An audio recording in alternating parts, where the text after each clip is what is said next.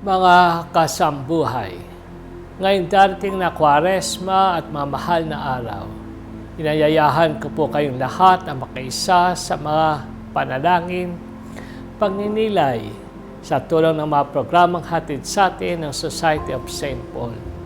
Ito ay lalo at higit para sa ating mga kapatid na mananampalataya na nasa abroad, mga OFW, mga may sakit, at kapatid natin homebound.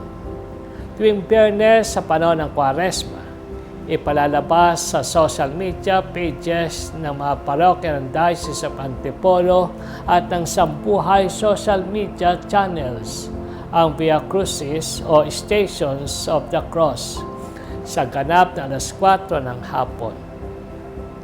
Sa darating na Semana Santa o Holy Week, ating tunghayan ang bisita iglesia ng Sambuhay TV. Tampok ang 7 makasaysayang simbahan dito sa lalawigan ng Rizal.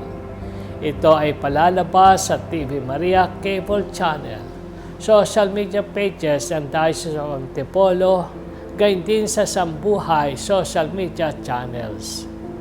Layunin ng ating Papa Francisco na italaga ang taong ito, 2024, bilang Year of Prayer o Taon ng Panalangin, bilang paghahanda sa darating na Jubileo 2025. Kaya naman, ating tangkilikin ang mga programang ito ng Society of St. Paul na tiyak na makakatulong sa ating buhay panalangin sa panahon ng Kwaresma at sa taong ito ng Year of Prayer.